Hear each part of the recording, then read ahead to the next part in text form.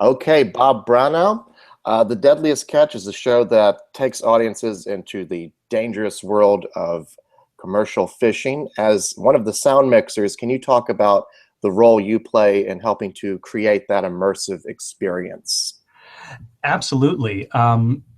Well, first, my first and primary role to begin with is cleaning up the dialogue so you can actually hear it, because there are no sound mixers or production mixers on the boats.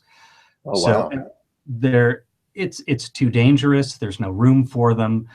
So basically, we have two camera people slash producers, and they have got camera mics, lav mics, and a couple of microphones set up on deck and in the wheelhouse.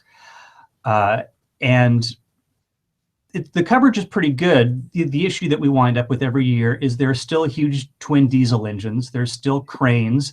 There's still pots. There's still a lot of foul-mouthed guys screaming on deck. A lot of wind, a lot of waves, and that never changes. So basically, it's once we can hear that, because that really is the story, is to make sure that I'm representing the actual environment realistically. And since season one, watching it's always made me nervous. So I figure if I'm working on the sound and it starts to make me feel a little uncomfortable, then I know I'm in the ballpark. Well, talk a bit about, because I think a lot of people don't realize when they watch some of their favorite movies or documentaries, just how hard shooting in the elements can be on a soundtrack. And obviously you don't have I'm sure you don't have the fishermen come in and do ADR on some of their lines, which a big Hollywood movie or a fictional show can do. So can you talk a bit more about that? Sure, it would be awesome if they would come in, but usually by the time I'm working on the shows, the season that was shot is already over.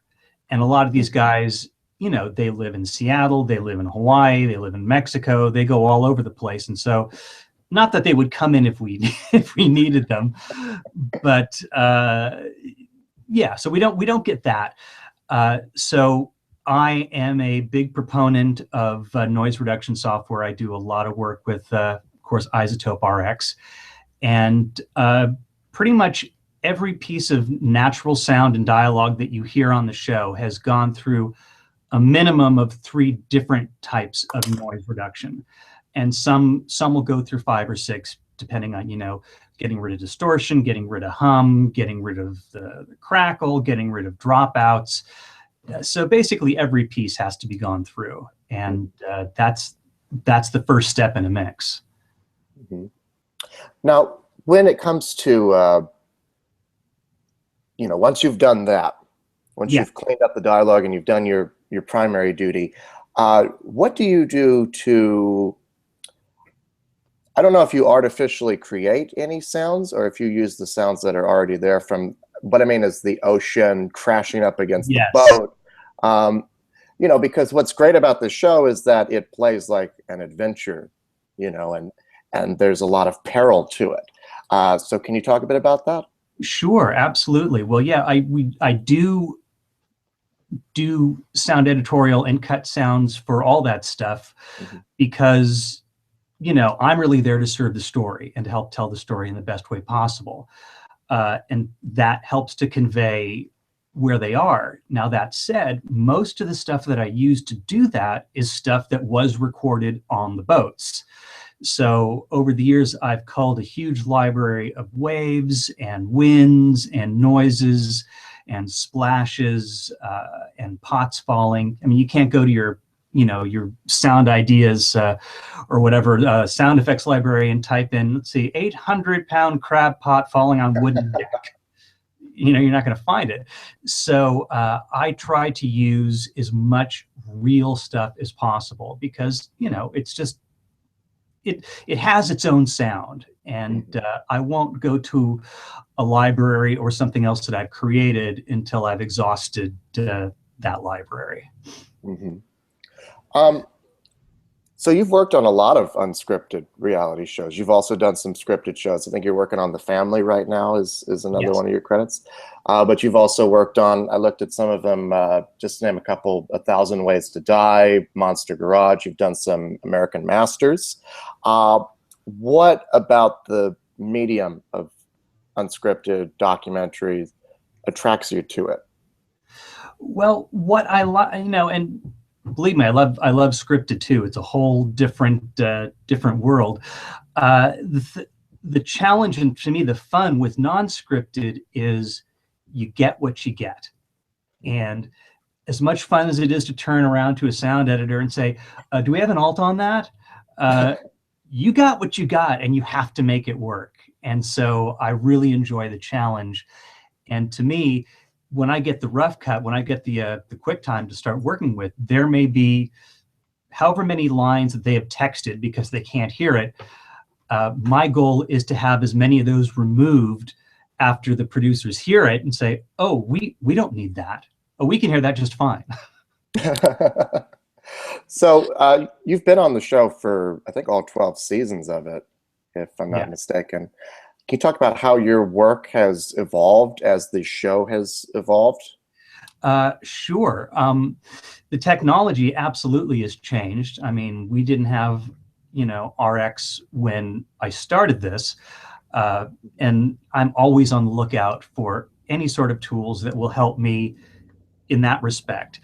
The technology, we use Pro Tools, has changed a lot. So the tools of using Pro Tools or using an icon or an artist mix has sped up the workflow considerably, being able to use VCA masters and custom groups. So I've been able to work a lot more quickly, but the show in and of itself hasn't the challenges haven't changed. Just some of the tools have gotten more efficient. Yeah. Well, it's a great drama. I was rewatching the first episode of this season. It's about I think it was a 2-hour season premiere. So why don't you take us through, with that particular episode, some of the challenges or, some things that you would point to specifically and say, now that's good sound mixing there. That's that's an example of what I do. Let's just wave our own flag here. A lot of the my favorite stuff is the bad weather. And because there's so many components to it, and I look at the Bering Sea as its own character. So it's mean, it's violent, it's always indifferent, it doesn't care what you're doing. And so really trying to make that happen.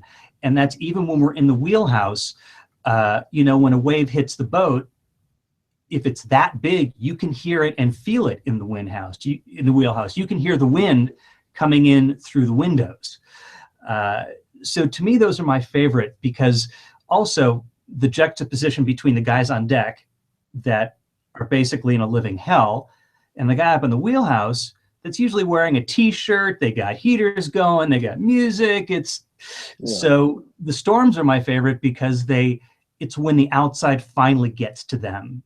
It's so bad that it really affects the captains, and when it gets to that point, it's very, very hair raising.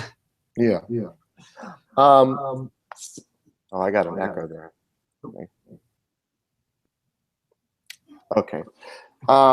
So we all know that your work is never really done. I mean, there's always a lot of stuff that you would want to change afterwards, but I guess working on a weekly schedule, you have to sort of let it go.